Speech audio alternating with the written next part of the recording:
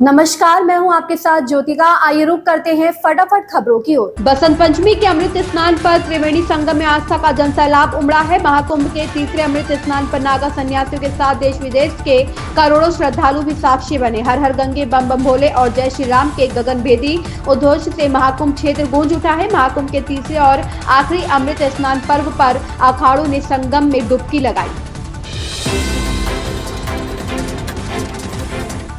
युवा स्टार अभिषेक शर्मा के ऑलराउंड प्रदर्शन की बदौलत भारत ने रविवार को इंग्लैंड को पांचवें और आखिरी टी20 में 150 रन से हरा दिया। मुंबई के वानखेड़े में खेले गए एक मुकाबले को जीतकर टीम इंडिया ने 5 मैचों की सीरीज पर 4-1 से कब्जा किया। अब दोनों टीमों के बीच 6 फरवरी से 3 मैचों की वनडे सीरीज की शुरुआत होगी। प्रधानमंत्री नरेंद्र मोदी की अपील के बाद देश में मोटापे के खिलाफ जन भागीदारी अभियान शुरू होगा। मोटापा समस्या नहीं बल्कि बीमारी है। लोगों तक ये संदेश पहुंचाने के लिए स्वास्थ्य टीमें घर घर जाकर दिनचर्या पर चर्चा करेंगी। ज्यादा से ज्यादा लोगों को जोड़ने के लिए 700 मेडिकल कॉलेजों को जिम्मेदारी मिली है। दिल्ली स्थित अखिल भारतीय आयुर्विज्ञान संस्थान की निगरानी में सभी एम्स भी इसमें शामिल होंगे। मंगलवार को पहली बार दिल्ली एम्स के 14 डॉक्टर मोटापे के प्रभावों पर चर्चा करेंगे। दिल्ली विधानसभा चुनाव के लिए प्रचार के अंतिम दिन आम आदमी पार्टी प्रमुख अरविंद केजरीवाल ने एक प्रेस कॉन्फ्रेंस को संबोधित किया और दावा किया कि राष्ट्रीय राजधानी में उनकी पार्टी के कार्यकर्ताओं पर हमले हो रहे हैं। उन्होंने डबल इंजन सरकार पर भी निशाना साधा और कहा कि जिस तरह से दिल्ली चुनाव में गुंडागर्दी हो रही है, देश की जनता जानना चाहती है कि यह कौन कर रहा है और सबसे बड़ा गुंडा कौन है। केजरीवाल ने भाजपा पर वार करते हुए पूछा कि आप कार्यकर्ताओं पर हमले हो रहे हैं, पुलिस असहाय है, वह कौन गुंडा है जिससे दिल्ली पुलिस डरती है।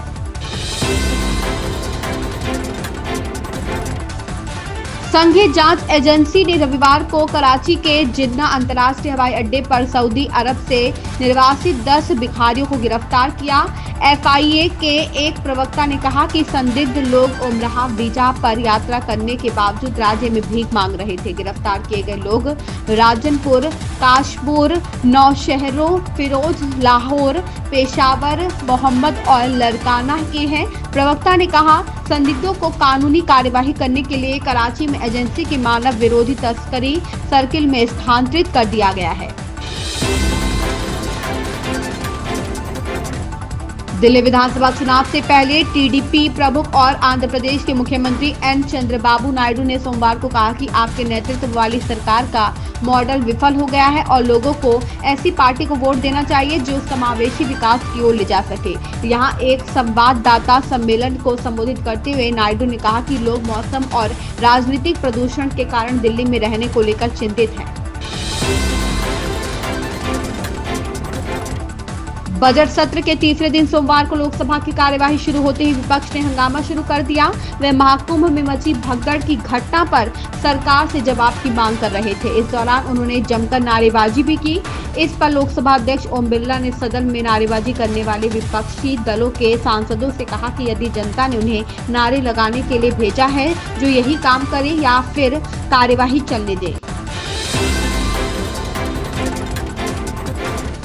5 फरवरी को होने वाले मिल्कीपुर चुनाव में आज चुनाव प्रचार का अंतिम दिन है। सपा अध्यक्ष अखिलेश यादव आज जनसभा को संबोधित करेंगे। सपा अध्यक्ष अखिलेश यादव 3 फरवरी को मिल्कीपुर में जनसभा करेंगे। अखिलेश ने कहा कि भाजपा मिल्कीपुर विधानसभा उपचुनाव में बेईमानी पर उतारू है। कोटेदारों और प्रधानों पर प्रशासन दबाव बना रहा है। सपा अध्यक्ष रविवार को जारी बयान में कहा कि जनता सपा को जिताने को तैयार है, पर सरकार के दबाव में प्रशासन समाजवादी पार्टी को हराना चाहता है। भाजपा लोकतंत्र और संविधान दोनों का तिरस्कार कर रही है।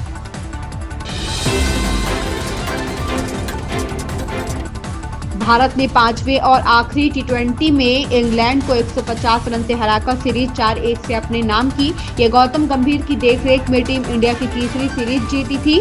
5वें टी20 के बाद कोच गंभीर ने अपने खिलाड़ियों की तारीफ की है और कहा है कि टी20 में भारतीय टीम का दृष्टिकोण जितना ज्यादा रिस्क उतना बड़ा इनाम वाला है।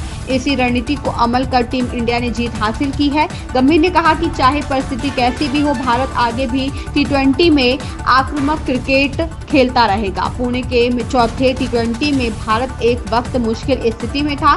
इंग्लैंड के साकिब महमूद ने पारी के दूसरे ओवर में 3 विकेट मेडन डालकर टीम इंडिया को परेशानियों में में डाल दिया था। जंगपुरा में एक चुनावी रैली को संबोधित करते हुए केंद्रीय गृह मंत्री अमित शाह कहते हैं 2013 में केजरीवाल कहते थे कि वह सीएम बनने के बाद घर, कार या सुरक्षा नहीं लेंगे, लेकिन उन्होंने एक कार और बंगला भी ले लिया। एक घर से संतुष्ट नहीं थे, इसलिए उन्होंने शीश महल बनाया। यह 51,000 करोड़ रुपए किसका है? यह दिल्ली के लोगों का है। मैं वादा करता हूं कि हम शीश महल को जनता के देखने के लिए खोलेंगे। केजरीवाल ने करोड़ों का भ्रष्टाचार किया। रुपए क्या उन्हें फिर से सत्ता में आना चाहिए? मैं आज आप सभी को एक बात पूछने आया हूं।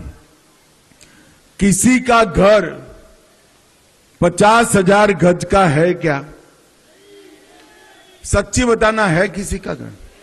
अरे अंत तक बताओ भाई, किसी का घर 50,000 गज का है?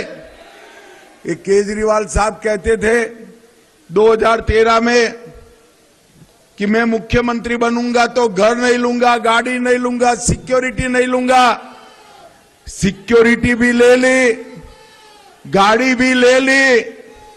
अरे सुनो ना भैया, जिंदाबाद जिंदाबाद करे बोले। गाड़ी भी ले ली, सिक्योरिटी भी ले ली और एक बंगलो भी ले लिया।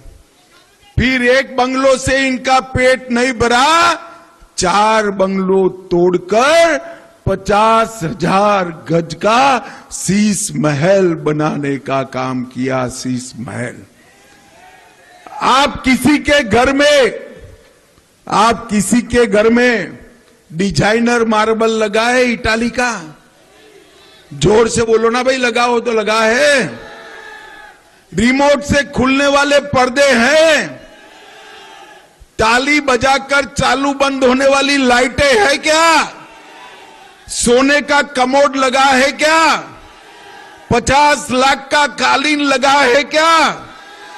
15 करोड़ का वाटर प्यूरिफायर सिस्टम लगा है क्या? और 10 लाख रुपए का एक ऐसे रिक्लाइनिंग सोफा लगे हैं क्या? ये सारा केजरीवाल जी के घर में लगा दिया है उन्होंने।